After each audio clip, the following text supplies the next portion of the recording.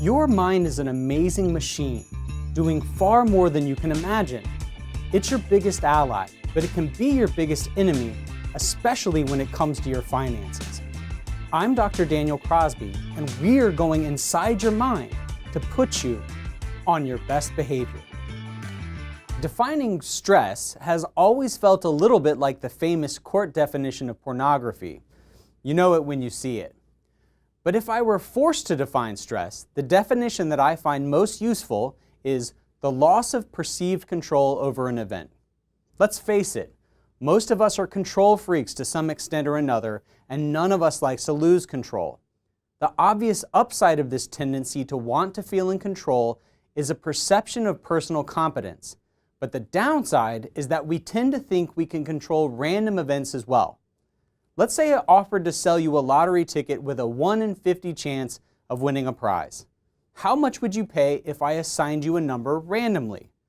Now how much would you pay if I offered to let you choose your number among the 50 available, allowing you to pick, say, your daughter's birthday? When psychologists run this experiment, people pay $1.96 on average for the tickets that are given to them and $8.67 on average for the tickets where they're allowed to choose the number. Obviously, the odds are the same in both conditions, but our confidence that we control the universe is such that we're willing to pay 4.5 times more to be in charge. Another example of our propensity to overvalue our own influence is the tendency of people to overinvest in their own company's stock for the stated reason that they, as a result of their work, have some influence on the stock price.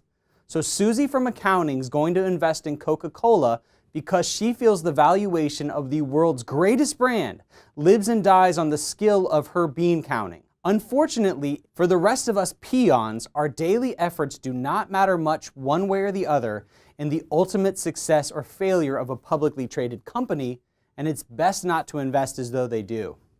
Investing in equity markets is an uncertain enterprise. As a result, we may tell ourselves soothing lies about how much we can know about the future direction of the market and try to control it by watching wall-to-wall financial news or closely monitoring our accounts.